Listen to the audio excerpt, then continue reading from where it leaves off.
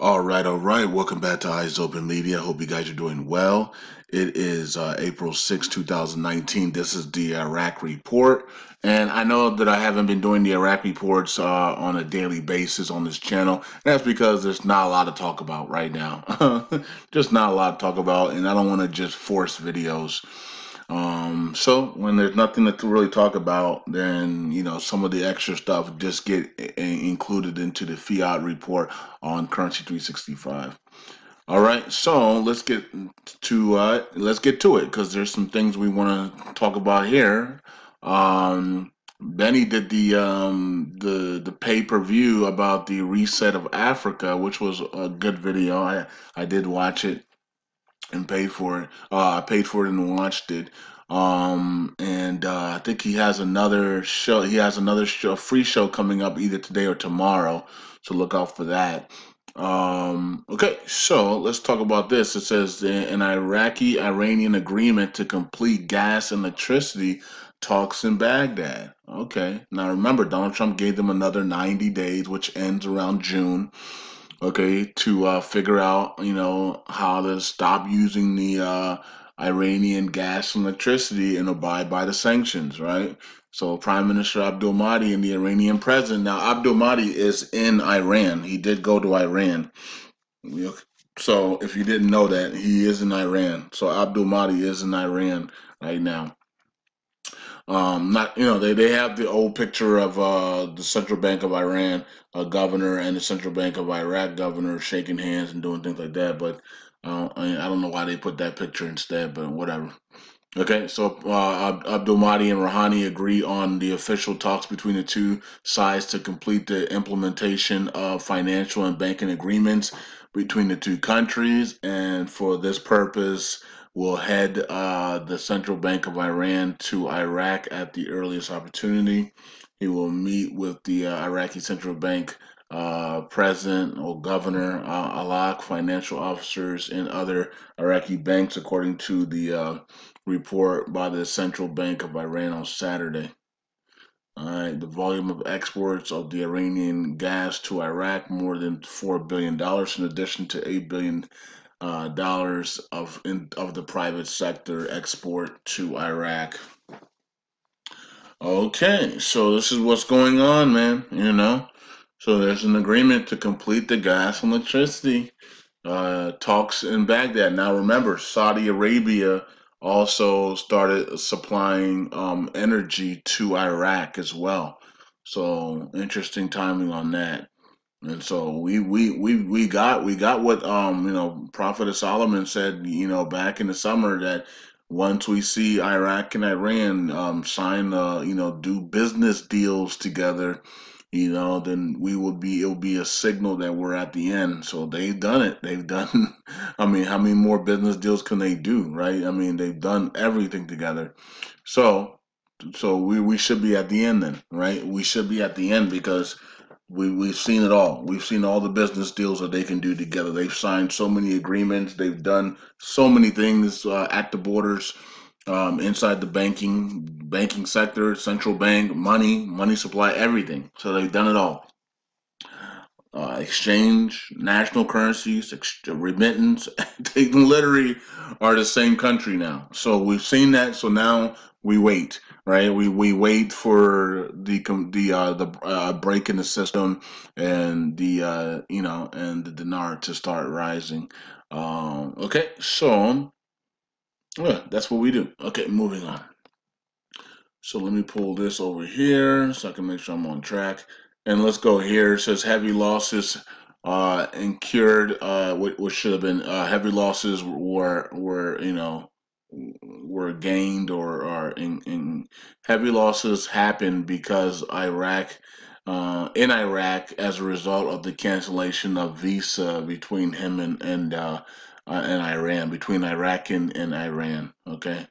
The translations are just terrible. But anyways, the abolishing of Iranian visa fees will deprive Iraq of $50 million a year. Wow. The abolishing of Iranian visa fees will lose Iraq What? How much would it lose Iran? But jeez, it's gonna lose Iraq 50 million a year. Okay. It says a parliamentary finance committee said on Saturday, the agreement is in the interest of Iran only. And this everything that Iran is doing is in the interest of Iran. Okay, um, and Iraq should know that, but Iraq has so many freaking Iranian puppets in their government that they're not saying no. They're just smiling and saying yes, and they're not caring. So you know what I mean. So it is. I mean, what are you supposed to do? What can you do about it when you have Iranian puppets in there? You haven't completed the cabinet members with the technocrats, right? You haven't done anything. So the Iranian puppets are ruling, and before they get out. And before their time is up, they're making sure that Iran controls everything in Iraq, as you guys seen that, right? So this is why Iraq's not going to thrive for a long time because these Iranian puppets see the end coming. So they're literally allowing Iran to control everything that goes on in Iraq. Okay, so when this thing happens, they still are in control, and then once they want to shut it down, they just invade and they shut it down. Okay, so this is what's going on, man. Everything that they're doing is in favor of Iran, not Iraq, and everything that they're doing is going to hurt Iraq instead of help Iraq. Even when they do give the purchasing power and everything, it's still going to. That's why they're not going to be able to thrive for so long. That's why for the citizens that are in Iraq, you better know what you're doing. You better get your wealth, get your purchasing power, get all your stuff, create jobs online, and be able to get out of the country if that's what you plan on doing. Because when those invasions come in, you're in trouble. Okay, so just be able to use that time to be able to get your stuff and get out. You know what I mean, and be able to have jobs and be able to live anywhere in the world, and because you work online. Okay, so that's that. Let's go here. It says, because of corruption, Saudi fear of handing over the kingdom's grant to the government. Now, yesterday we did a video on Currency 365 about the deputy of the Gulf saying, I would not, to all the donors, do not hand over not even one dinar to this country called Iraq because all of it goes to the thieves and the corruption, right? And the corruptors, and it's embarrassing. Okay, they steal all the money that comes into the country. The citizens see nothing. There's no projects. There's no rehabilitation. There's no rebuilding of countries, of cities and provinces. There's nothing. It's only just all there is destruction, right? So because the corrupt steal everything. So it says here that a Saudi writer, okay, Hamad, has sent a warning to his government about the grant to be sent to Iraq to build a $1 billion sports city. So now everybody's saying the same thing. Everybody's going to warn each other about the same thing. Do not send no money to Iraq. It is your money will be gone. Okay, your $1 billion for sports city will never happen under this current government, under this current sectarianism, under this current scheme. They lie and say that the sectarianism is gone. They lie that the practice positions are gone. They lie about everything at the conferences, but they are complete liars and they steal everything. So they've been warned. Okay, it is nice that the kingdom is giving the 1 billion to Iraq. This is part of the policy of restoring Arab Iraq, but be aware of handing over the money directly to the Iraqi government. Okay, so there it is. So more people are speaking out about this, and do not hand over money to the Iraqi government. It will be stolen. Okay, so good that more people, and I hope all the Arab countries and countries around the world say no more to Iraq. Lift your value and use your own wealth. Okay, and that's what we want to see. We want them to see get no more loans. Lift your value and use your own wealth that you have. Okay, so that's what we want to see going forward. So be careful of everybody donating to Iraq. Okay, so it says Washington is reducing the number of U.S.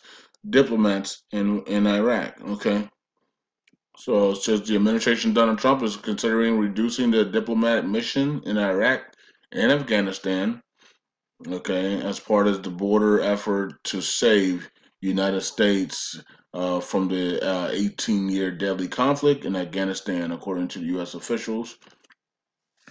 Yeah. You know, Afghanistan is really just for the drugs. Right? There's nothing in Afghanistan. There's no reason why we're in there except for the opioids and the drugs and stuff like that. That's it. There's no mission in Afghanistan at all. There's nothing in Afghanistan except for the drugs and the opioids and things like that. That's it. You know what I mean? So that's why they don't want to leave Afghanistan. just we're not fighting anything in Afghanistan. We're just protecting fields of drugs. That's it, right? Um, okay, so that's what they plan on doing. It says they may also submit plans to reduce the number of diplomats who are being sent to the U.S. Embassy in Iraq, where Washington ends its readiness for war in the Middle East and South Asia to prepare for what is calls the era of rival great powers. Okay, so it says prepare for what it calls the era of rival great powers with China and Russia. Okay, I had to read that over again. Okay. So that's what's coming. So they're preparing for this China and Russia dominance in the world, and that's the reset, right? The reset is going to have China and Russia as these great powers.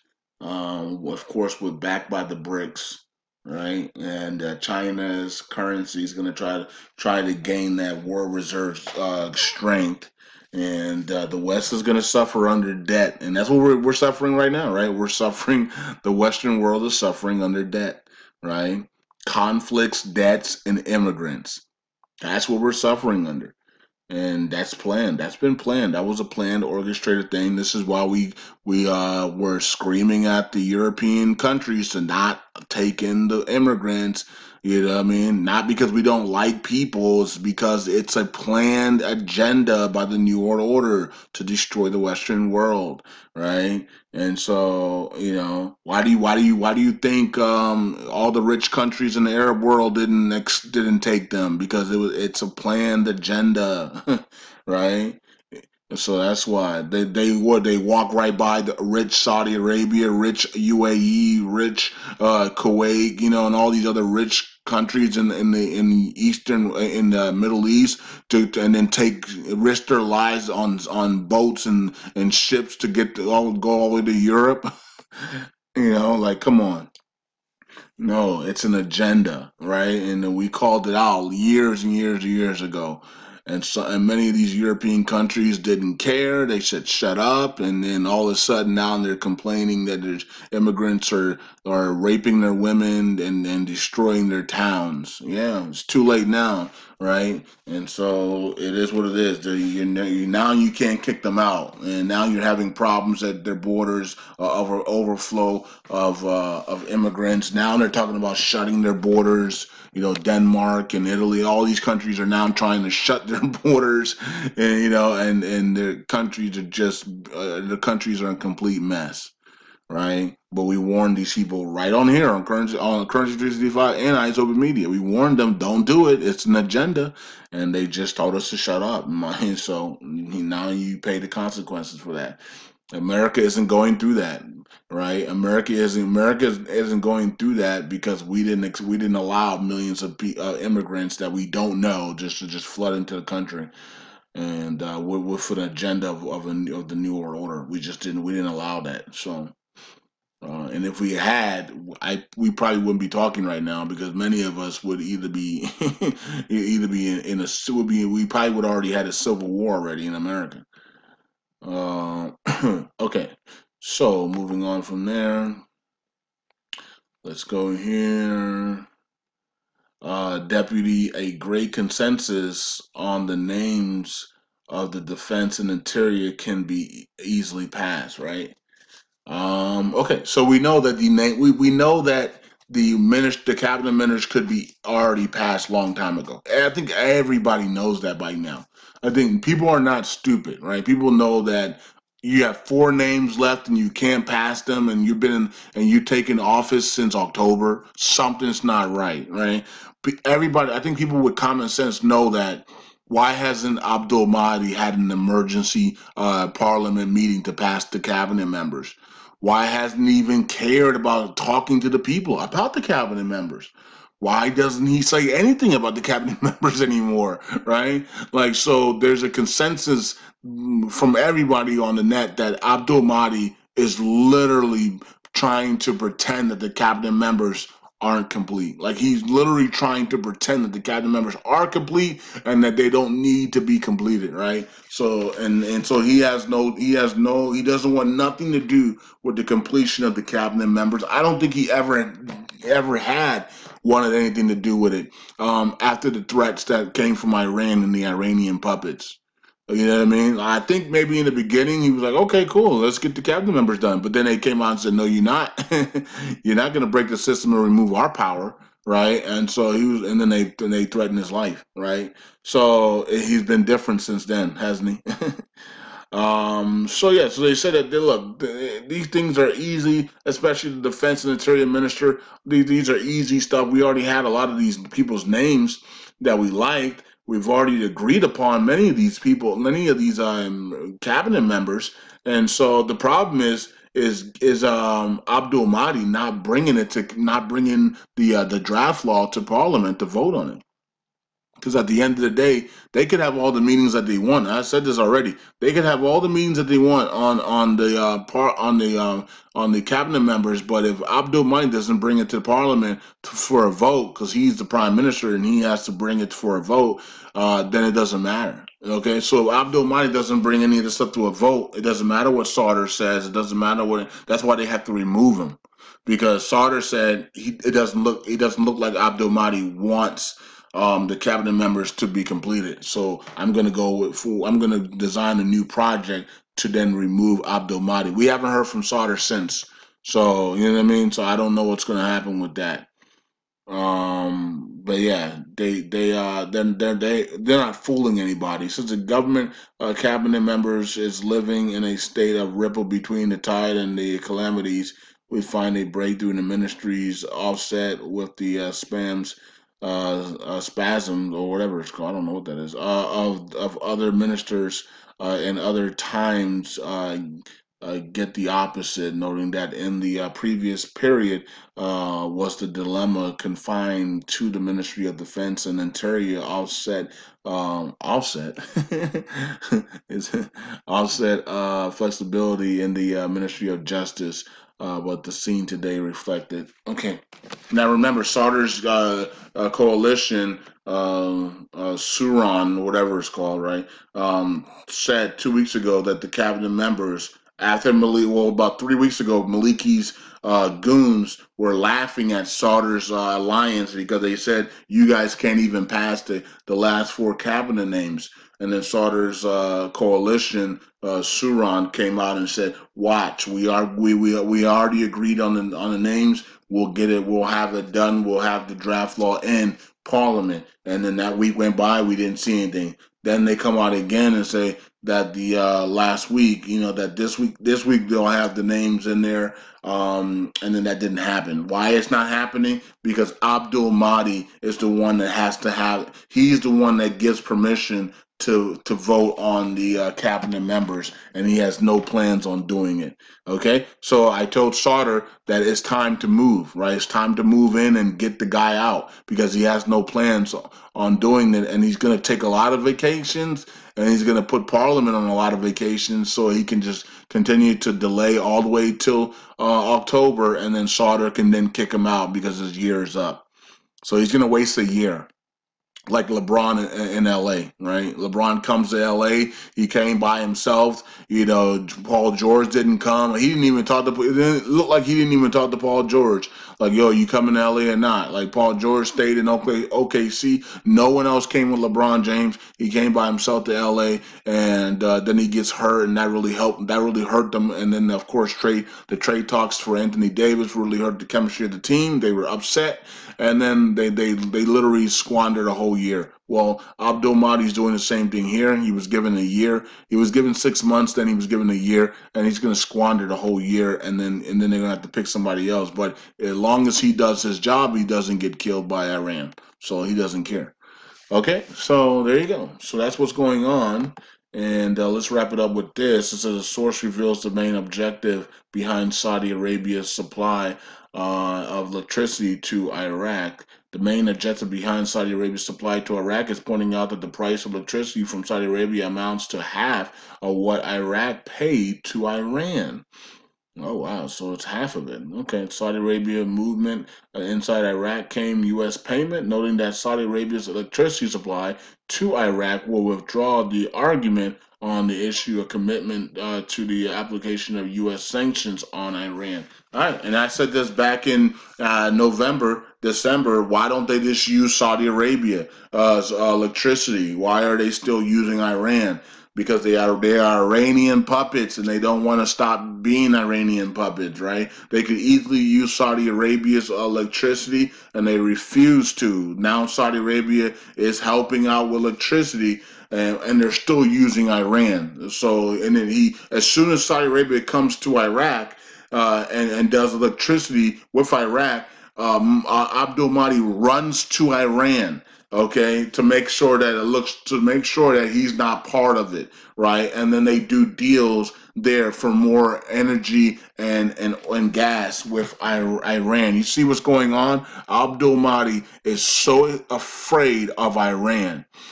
Saudi comes into town, this dude runs to Iran to do to more oil and gas and electricity contracts and agreements with Iran to make it look like he's not part of this Saudi Arabia electricity to Iraq deals.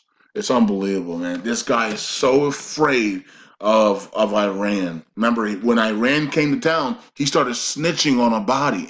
like a body's the one that's the reason why we have so much gold. A body's the reason why we have all this stuff. The government, our banking sector is back to normal again because he allowed the Americans to take over the central bank and prop everything back up. Like, this is what he's saying to Iran. It's an embarrassment, right?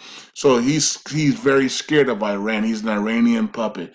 So let's see what Sauder does. If Sauder doesn't do anything, we are literally going to sit here unless God intervenes, right, with a national emergency or prophetic boom. We're going to sit here and rot until October, until we get maybe a body returns at that time. Peace out. Eyes open. Bye.